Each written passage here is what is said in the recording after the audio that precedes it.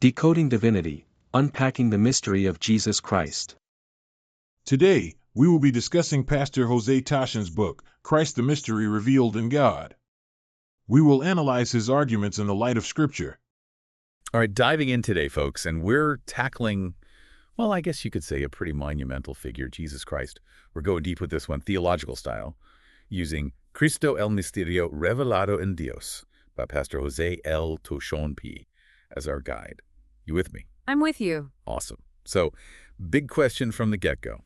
Who is this Jesus guy, according to this book? And, why should we even care? Yeah, well, right off the bat, the book really hammers home this idea that Christ is like the cornerstone, the foundation of, well, everything in the Christian faith. And it's not just about faith either.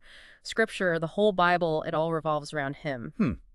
Okay, so we're talking about the big picture here. And I guess it mentions how Jesus is like the author and finisher of our faith. That's pretty intense. But what about the Old Testament? I mean, is it just a bunch of stories that are, kind of irrelevant now? Well, that's where things get really interesting. The book dives into this idea that the Bible, even the Old Testament, is Christocentric. Basically, everything points towards Christ. Christocentric. So like all those prophecies and stuff, those are all like clues leading up to Jesus. Exactly. Think of it like a roadmap where the destination is Christ. And then the New Testament comes along and it's like, boom, here he is. This is why he's here. It even tackles some of those, classic debates about whether Jesus was truly human or divine. Right. Like, was he a man? Was he God? Or somehow both? And that's where Christology, the study of Christ, comes in to help us sort through those questions. Okay, so the book goes beyond just who is Jesus. It kind of connects that to like the bigger picture of humanity, right? Absolutely. It gets into this idea that understanding God is totally intertwined with understanding ourselves, especially after, the whole Garden of Eden The thing. fall of man. Yeah, that kind of messed things up, huh? For sure.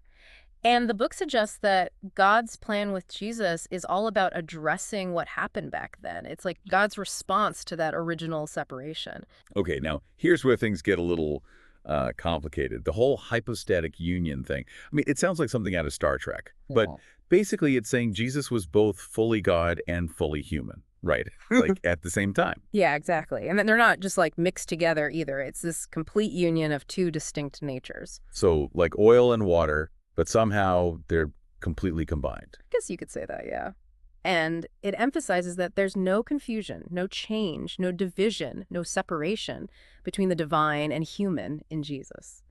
The book talks about how big church councils like Nicaea and Chalcedon really wrestled with this and came to define it that way. I see. So then the next question is, Well, this interesting book is available on Amazon. Get it, you will be blessed. Let's continue. how could Jesus be human without, being prone to sin like the rest of us? That's a good question. The book explains a theological view that sin, or that tendency towards sin, is passed down through the male line from Adam. So because Jesus wasn't conceived in the typical way. Right, virgin birth and all that. Exactly. He kind of bypasses that whole inherited sin thing. And this sets him up as the last Adam, the one who brings life in contrast to the first Adam who brought death into the world. It's a pretty powerful contrast. Okay, so we've got Jesus as fully God, fully man, but not sinful man. What else does the book talk about?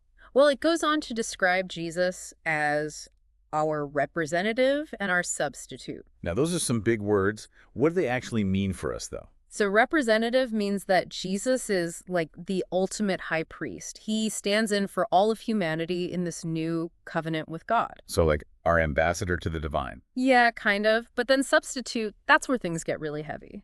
It means that Jesus literally took our place, faced the consequences of our sin on the cross. And this is where understanding the whole sacrifice thing comes in.